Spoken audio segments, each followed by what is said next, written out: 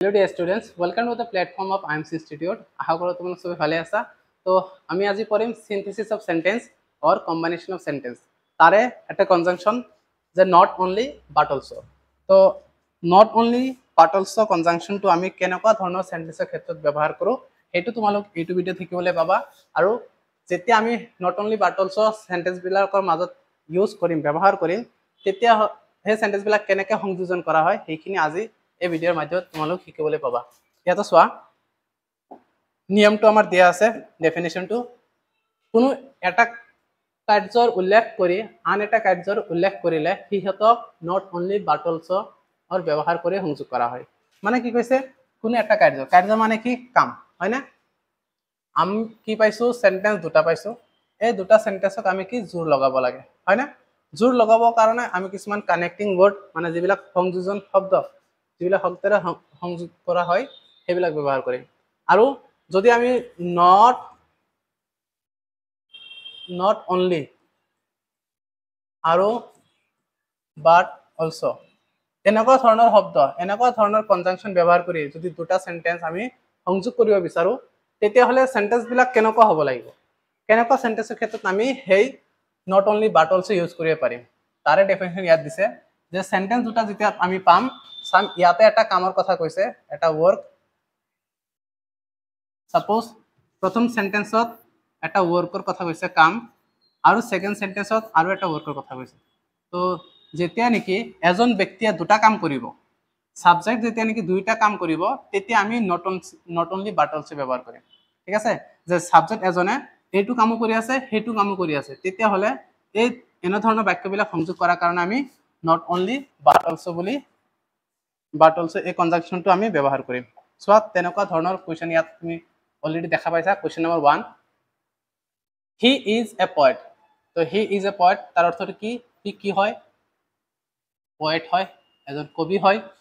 he is a philosopher also আৰু তেওঁ তাৰ লগত ফিলোসোফাৰো হয় তো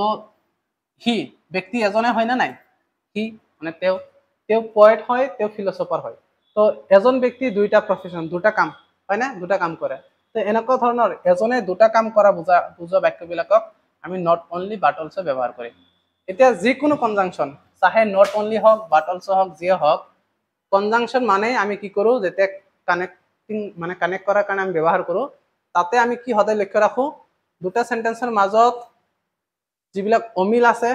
সেইবিলাকৰ মাজত আমি কনজাংশন ব্যৱহাৰ কৰো হয় না আৰু মিল থকাবিলাক আমি এবাৰ লিখো তো সেন্টেন্সত আৰম্ভণিত আমি কি মিল আছে কি অমিল আছে হেতু আমি চাই লব লাগিব পিছত আমি কনজাংশন বিলাক ব্যৱহাৰ কৰিম যেনেকুৱা he is এই দুটা সেন্টেন্সৰ মাজত ইয়াতে যেনেকুৱা আমি কি পাইছো he is আৰু এই সেকেন্ড সেন্টেন্সত পাইছো he is এই দুটা মিল আছে মিল থকা সেন্টেন্স আমি এবাৰ লিখিম যেনেকৈ he is লিখিছো না নাই নেক্সট বাকি কি আছে a poet a philosopher হয় না এই দুটা সংযোগ কৰাৰ কাৰণে আমি আমাৰ হাতত কি আছে conjunction not only but also প্ৰথম পাৰ্টত আমি কি লিখিম not only সেকেন্ড পাৰ্টত লিখিম but also ঠিক আছে তো প্ৰথম পাৰ্ট a poeter আগত আমি লিখিছো not only poet দি দিলো সেকেন্ড পাৰ্টৰ আমি কি আছে a philosopher তাৰ আগত লিখিছো but also ওকে এনেকৈ আমি কনজাংশন কৰিম তো এটো চোৱা কেনেকৈ কৰিব পাৰিম আমি Ramesh is intelligent he is hardworking too তো তেওঁ ইন্টেলিজেন্টও হয় তেওঁ হার্ডওয়ার্কিংও হয় তো এজন ব্যক্তিয়ে দুইটা কাম জানে হয় না তো সো ইফালে Ramesh is আৰু ইয়াতে he is দুইজন এজনে হয় না সেম কথা বুজাইছে না নাই Rameshক pronoun ইউজ কৰিছে is আৰু is এটাই হয় তো এইটো সেন্টেন্সৰ অক্সিলাৰি ভাৰ্ব এইটো সেন্টেন্সৰ অক্সিলাৰি ভাৰ্ব সেম হয় এইটো সেন্টেন্সৰ সাবজেক্ট এইটো সাবজেক্ট সেম হয় তো এইটো আমি এবাৰ লিখিলে হ'ব আমি লিখিম কি এবাৰ Ramesh is লিখাৰ লগে লগে আমাৰ এই সাবজেক্টৰ কাম এইখিনি পাৰ্টৰ কাম আমাৰ হৈ গ'ল ৰৈ থকা বস্তুখিনি কি আছে যে নট ইন্টেলিজেন্ট আৰু হাৰ্ড ওয়াৰ্কিং এটা ইন্টেলিজেন্টৰ আগত আমি লিখিম নট অনলি যেনেকৈ ইয়াত আমি লিখিছো আৰু হাৰ্ড ওয়াৰ্কিং আগত কি লিখিম বাট অলসো তো এইখিনি জায়গাত আমি এৰিলো ইয়াত কি লিখিম এটা কনজাংশন ইন্টেলিজেন্ট বহাও আমি ইয়াতে ইন্টেলিজেন্ট আৰু ইয়াতে আৰু এটা কনজাংশন ইউজ হ'ব তাৰ পিছত আমাৰ আহিব কি হাৰ্ড ওয়াৰ্কিং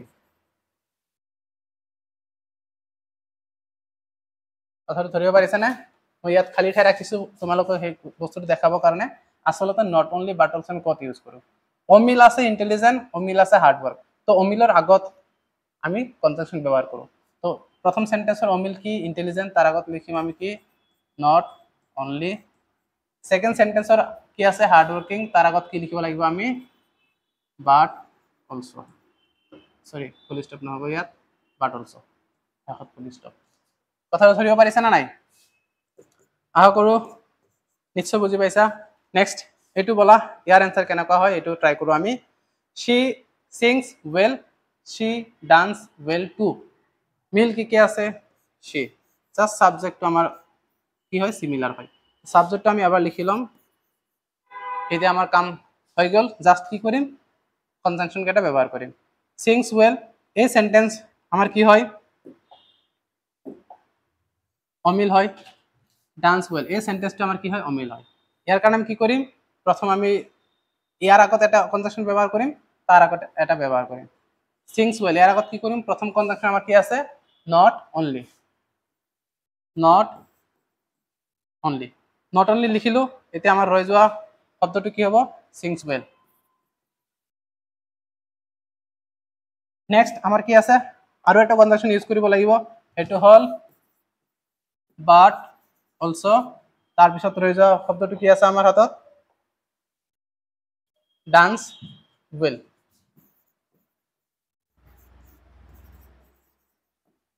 কথাটো ধৰিব পাৰিছে না নাই নট অনলি কট ইউজ কৰিছো বাট অলসো আমি কট ইউজ কৰিছো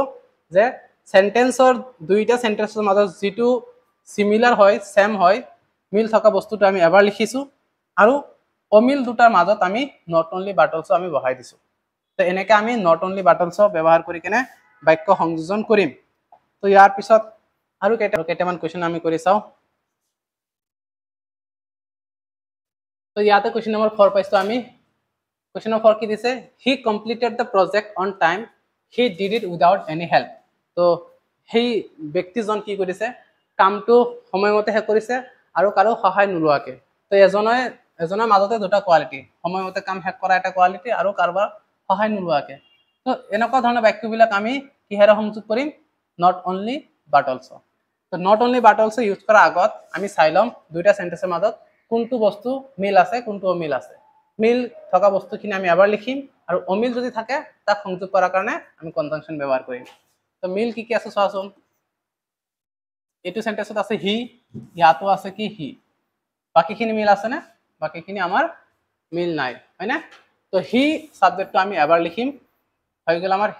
সাবজেক্টৰ কাম হৈ গেল দুইটা পাৰ্টৰ সাবজেক্টৰ কাম শেষ নেক্সট বাকি কি থাকিল completed the project on time আৰু এটা সেন্টেন্স বাকি আছে did it without any help তো এইটো পার্ট আৰু হেইটো পাৰ্ট এটাই আনটোৰ অমিল হয় তো এই অমিল দুটা সংযোগ কৰাৰ কাৰণে আমি কি কৰিম নট অনলি বাট অলসো তো প্ৰথম পাৰ্ট ইয়াৰ আগত লিখিম আমি নট অনলি সেকেন্ড পার্ট তার আগত লিখিম আমি বাট অলসো তো ইয়াতে লিখিম আমি প্রথম নট অনলি এইটো পার্ট লিখি দিম completed the project on time এতিয়া সেকেন্ড পার্ট লিখার সময় আহি গল হয় না নাই সেকেন্ড পার্ট লিখার আগে আমি কি লিখিম বাট also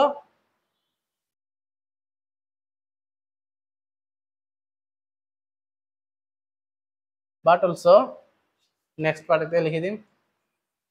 did it without any help বঢ়িয়া এনেকে আমি কৰিম ঠিক আছে মনত থাকিব না নাই একদম সিম্পল হয় জাস্ট আমি কনসেপ্টখিনি ভালদৰে বুজিব লাগে পিছত তেনেকুৱা সেন্টেন্স আমি তেনেকে ফৰ্মুলা ৰেকৰ্ডিং আমি কৰি যাম next question number 5 she is a teacher she is a writer তো সেম কি আছে ইয়াতে আমাৰ ইয়াত মিল আছে she is subject and auxiliary verb মিল আছে subject she is তাতো she is তো দুইবাৰ লিখিম নেকি আমি এবাৰ হে লিখিম কি লিখিম she is এবাৰ লিখা হল এতিয়া অমিল কি আছে এ টিচার এ রাইটার তো ইয়ার আগত লিখিম আমি নট অনলি তার আগত লিখিম yes very good but also তো তো ইয়াৰ আগত কি লিখিম not only a teacher but also কি হ'ব a writer. Okay, next question number 6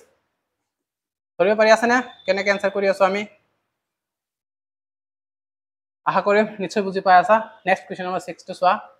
he plays football he plays cricket তো এই দুটা আমি সংযোগ কৰাৰ কাৰণে কি কৰি আছো not only but also ব্যৱহাৰ কৰিম তো he plays cricket and football দুটা হয় না আমি কি কৰিছিলো আসলতে not only but also কত আমি ইউজ কৰো যত নেকি আমাৰ এটা কামৰ উল্লেখ কৰি আন এটা কামৰ উল্লেখ কৰে হয় না তেও ফুটবল খেলে এটো তাৰ কাম হয় তে উল্লেখ কৰিলে আকো তেও ক্ৰিকেটো খেলে তো দুটা কামৰ উল্লেখ আহি গল সেই কাৰণে আমি not only but also লিখি আছো তো যিখিনি মিল আছে এইখিনি আমি আগত লিখি লও he plays ইমানখিনি হৈ গল এতিয়া ফুটবল এন্ড ক্ৰিকেট অমিল হয় যাক আমি মিলাবৰ কাৰণে সংযোগ কৰাৰ কাৰণে কনজাংশন ব্যৱহাৰ কৰিম আমাৰ কনজাংশন কি আছে not only but also একদম গানৰ নিচিনা মুখস্থ কৰি দিয়া not only এটা আহিব ফুটবল নেক্সট আহিব but also তাৰপিছত আহিব ক্ৰিকেট yes বুজি পাইছা না নাই তোমালোক বুজি পোৱা না নাই একো নজনোৱা কমেন্টত কিয় বাৰু কথাটো ধৰিব পাৰা নাই যদি বুজি পাই আছে কমেন্টত জনোৱা কথাবিলাক যে হয় স্যাৰ আমি বুজি পাই আছো হয় না নাই নহলে কেনে গম পাম কোনে পঢ়ি আছে কেনেকে শিকি আছে চোৱা question number 7 the boy is tall he is strong কি মিল আছে কি অমিল আছে যদি মিল থকা সেন্টেন্স আমি বাছনি কৰিব যাও ইয়াত আমি ধুনিয়াকে দেখিবলৈ পাম the boy is আৰু কি ধুনিয়াকে দিয়া আছে he is হয় না the boy আৰু he সেম কথা এটো নাউন এই নাউনৰ pronoun hall he is same তো এই দুটা আমি এবাৰ লিখিম tall and strong এই দুটা হল আমাৰ অমিল এই অমিলৰ আগত আমি কি লিখিম not only but also yes আমি কি লিখিম not only আৰু এটা কি লিখিম but also হয় না তো এটো মোক তোমালোক কমেন্টত জনোৱা আসলতে ইয়াৰ आंसर কেনেকা হ'ব মই তোমালোক কমেন্টত চাম এবাৰ হসাই চাম তোমালোক খালি জনাব লাগে আৰু শুদ্ধকে জনাবা যদি গুটেখিনি বুজি পাইছা এটো জেনেকে বুজি পাইছা তেনেকে ইয়াৰ आंसर টো কমেন্টত জনাবা তো এইখিনি আছিল আমাৰ not only but also কাহিনী বুজি পাইছা নে আসলতে not only ৰ কাহিনীটো বুজি পাইছা না নাই এতিয়া not only but also বিন্দাস এটা বস্তু মনত ৰাখিম সেন্টেন্স আমি সদায় দুটাকে পাও ফার্স্ট পার্ট সেকেন্ড পার্ট দুইটা সেন্টেন্স যদি সাবজেক্টে কর্ম মানে সাবজেক্টে কর্ম কার্য যদি দুইটাতে উল্লেখ কৰিছে তে এটা কাম কৰে তে আন এটা কাম কৰে এজনে যদি দুটা কাম কৰা বুজাই আছে দুইটা সেন্টেন্স যদি দুটা কৰ্মৰ উল্লেখ কৰিছে দুটা কামৰ উল্লেখ কৰিছে তেনেকুৱা ধৰণৰ সেন্টেন্স সংযোগ কৰাৰ কাৰণে আমি কি পাইছো কনজাংশন আমি পাইছো কি পাইছো কোৱা তোমালোক কোৱা মই লিখিম